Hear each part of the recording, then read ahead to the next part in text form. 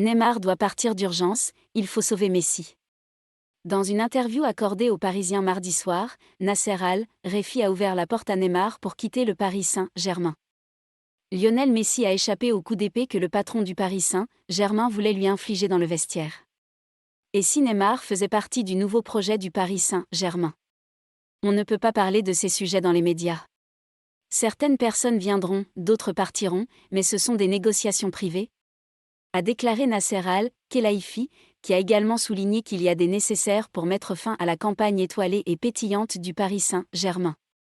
Il est juste de dire que le patron du Paris Saint-Germain est arrivé au pouvoir. Ce qui ne s'était pas produit dans la capitale depuis longtemps.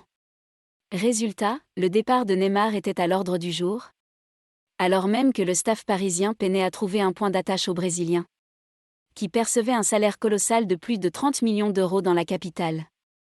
En tout cas, le départ de Neymar a été crucial pour le Paris Saint-Germain et surtout pour Lionel Messi, selon Grégory Schneider, qui a soutenu sa thèse dans l'Équipe du soir. Le Paris Saint-Germain a une énorme responsabilité dans ce qui est arrivé à Neymar.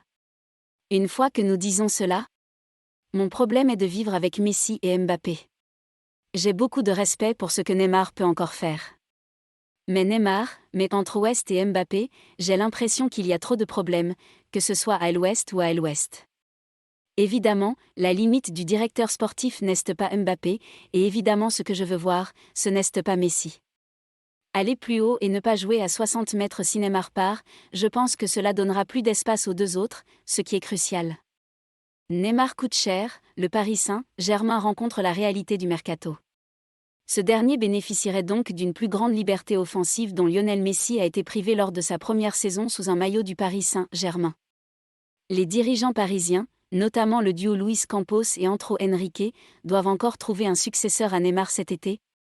Ce qui n'est pas une mince affaire, et aucun club n'est prêt à baisser les bras. Problème. Même en fin de saison avec le Brésilien qui excelle face au Paris Saint-Germain en Ligue 1. Nasser Al-Khelaifi passera le deuxième test musculaire du Qatar à l'été 2022 après avoir échoué dans le dossier Zidane.